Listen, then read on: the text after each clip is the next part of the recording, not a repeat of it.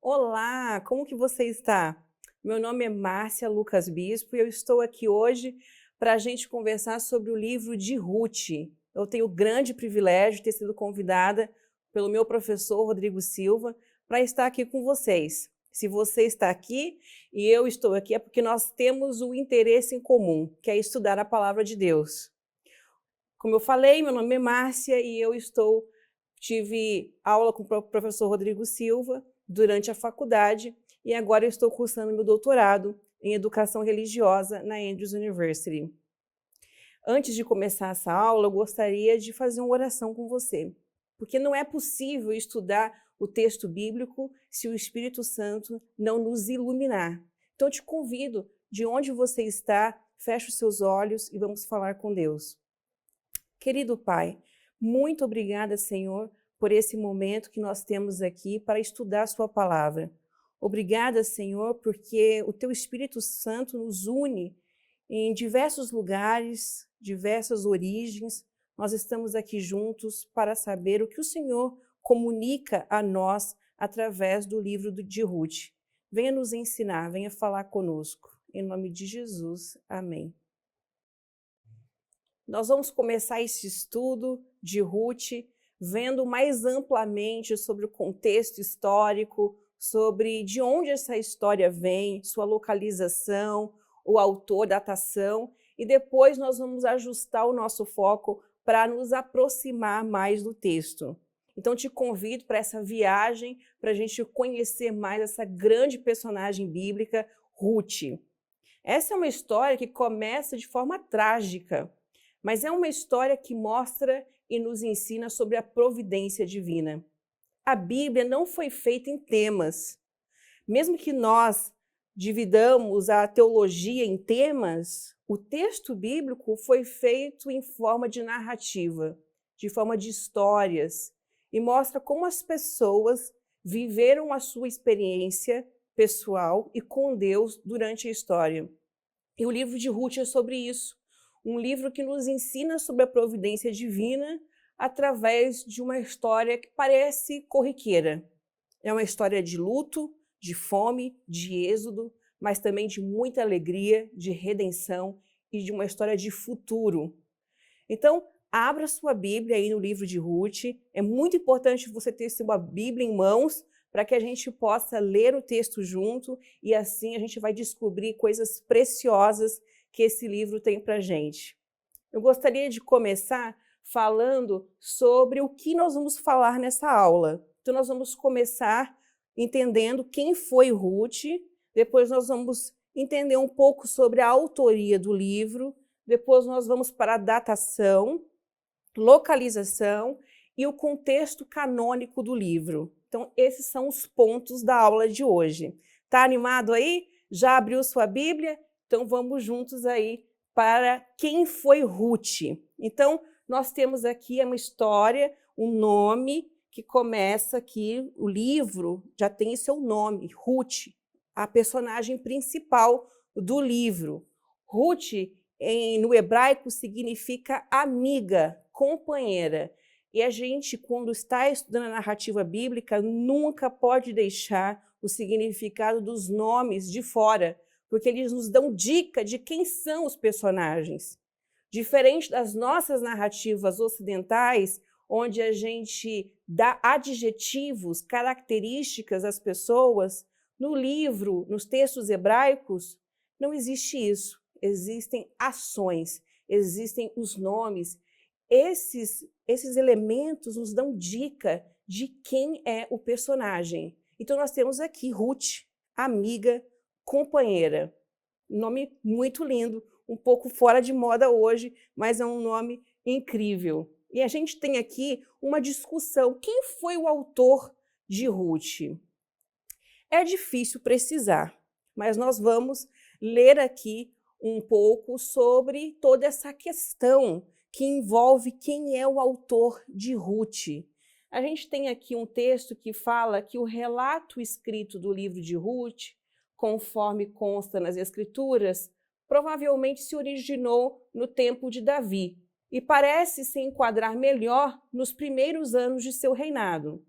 Alguns sugerem que Samuel tenha sido o autor da narrativa como ela existe hoje. Este fato explicaria a posição do livro de Ruth após Juízes e antes de Samuel. Sua posição no cânon hebraico posterior ficaria naturalmente entre os escritos, já que não poderia ser incluído de maneira adequada entre os livros de Moisés ou dos profetas, então a Torá e os profetas. De acordo com a tradição judaica registrada no Talmud, o profeta Samuel escreveu não apenas os livros que levam seu nome, mas também os livros de Juízes e de Ruth, embora não seja um livro profético. Ruth pode, portanto, ter sido escrito por um dos maiores profetas. Como dissemos, é difícil precisar quem é o autor de Ruth, mas nós temos algumas dicas que podem nos apontar que Samuel tenha sido o autor.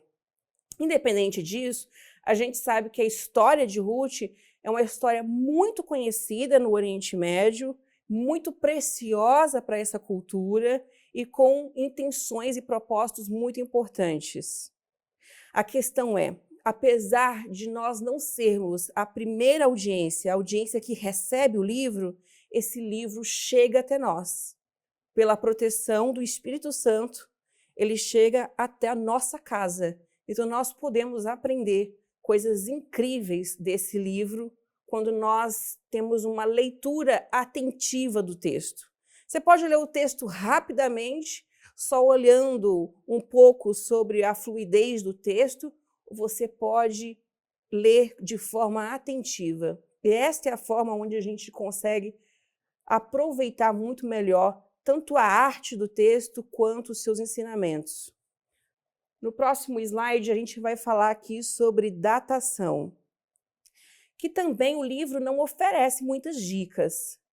Por isso, existem duas hipóteses da data que o livro foi escrito. E eu vou apresentar aqui para vocês essas duas hipóteses.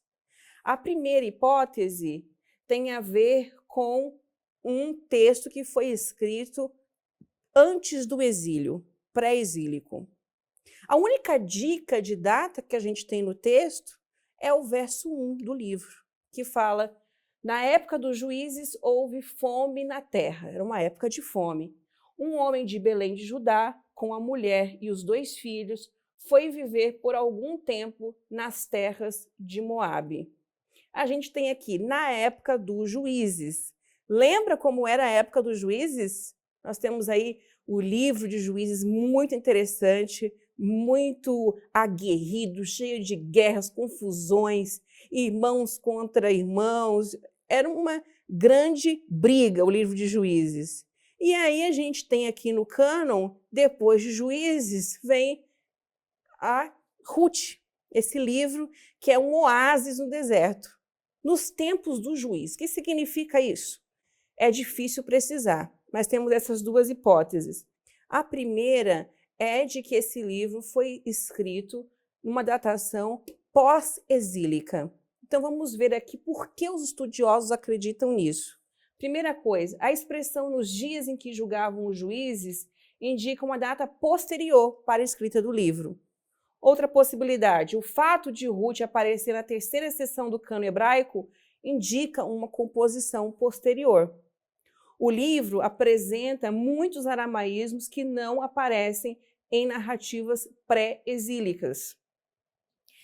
Quem acredita nessa possibilidade também diz que a genealogia final do livro apresenta influência da escola sacerdotal.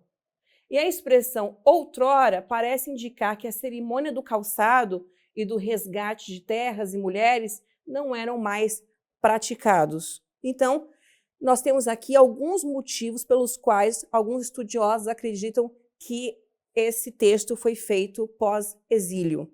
Agora eu vou apresentar para vocês uma segunda hipótese desse livro ter sido escrito pré-exílio. Então aqui a expressão nos dias em que julgavam os juízes indica apenas que o livro de Ruth foi escrito após o término do período dos juízes, mas não necessariamente muito tempo depois. Na Septuaginta, que é a Bíblia em grego, a tradução grega do texto bíblico, o livro de Ruth é acrescentado ao de Juízes, sem ter título diferente, como se fosse realmente a conclusão do livro de Juízes. Então isso é interessante. Na Bíblia da Septuaginta não existe distinção, separação do livro de Juízes e de Ruth. E Ruth, no cano hebraico atual, não é argumento para que uma datação posterior, sendo que o próprio cano originou-se posteriormente. E muitos estudiosos defendem uma composição pré-exílica entre os séculos 10 e 7 a.C. Essas duas hipóteses têm bons motivos pelos quais os estudiosos pensam dessa forma. Mas nós vamos partir aqui do princípio de que o texto foi escrito numa datação pré-exílica. Isso é importante para nós sabermos o contexto histórico que Israel vivia quando essa composição surgiu, quando o texto foi concebido e entregue para sua primeira audiência. Após esse tópico de datação, agora nós vamos estudar sobre a localização que esse texto foi escrito. Nós temos aqui duas cidades, dois povoados que são mencionados no texto. O primeiro dele está logo no verso 1, quando a gente vê aqui que este homem, Elimeleque, vivia em Belém de Judá. Onde que é isso? Então, a gente tem aqui um mapa, Belém, e a gente vê aqui o Mar Salgado, ou o Mar Morto, como é chamado hoje, e após esse espaço aqui, atravessando o mar, nós temos o povo de Moabe. A gente sabe aqui no texto que Belém significa casa do pão, Bethlehem, casa do pão, o que é uma contradição que o texto provoca em nós. Se nós estivéssemos lendo o texto na sua língua original, saltaria aos nossos olhos o fato de que Belém, casa do pão, estava passando por um momento, um período de fome. Realmente, a Palestina nessa época passou por vários momentos de fome. Um deles é lá quando a gente lê a história de Gideão. Lembra de Gideão, um juiz de Israel? Na época dele também havia um período de fome. Nós não sabemos se nesse período aqui era realmente Gideão que estava sendo juiz de Israel. Mas a gente sabe que nesta época a Palestina passou por muitos momentos de fome. E a gente tem aqui Belém de Judá. Moabe ficava 80 quilômetros a sudeste, passando pelo Mar Morto. Então a gente tem aqui, em Ruth 1, verso 1 e 2, fala o seguinte: na época dos juízes houve fome na terra. Um homem de Belém de Judá, com a mulher e os 2 filhos, foi viver por algum tempo nas terras de Moabe. O homem chamava-se Elimeleque, sua mulher Noemi, e os seus 2 filhos, Malom e Quilion. Eram efrateus de Belém de Judá. Chegaram a Moabe e lá ficaram. Essa palavra aqui, efrateus, é importante para nós. Essa é uma palavra utilizada para pessoas importantes de Israel. É possível entender através dessa palavra como uma dica da classe social que Noemi e Elimeleque pertenciam. No entanto, no contexto de fome, não existe riqueza que resolva o problema. A condição aqui era da natureza, e mesmo Noemi e Elimeleque vindo de uma posição social superior, isso não poderia resolver o problema deles, que era a falta de água, de chuva e de colheita.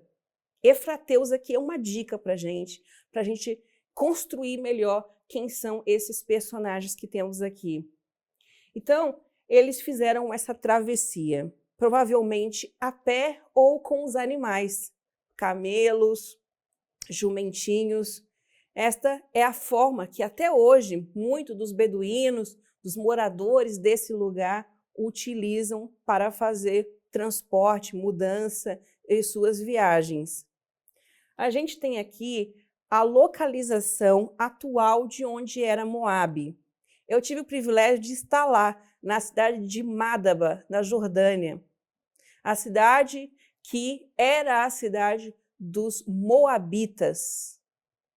Então, nós temos aqui o mapa da Jordânia. Aqui em cima, nós temos a capital, a cidade de Amã, que é a cidade dos Amonitas. E um pouco mais abaixo, a cidade de Madaba, a cidade dos Moabitas.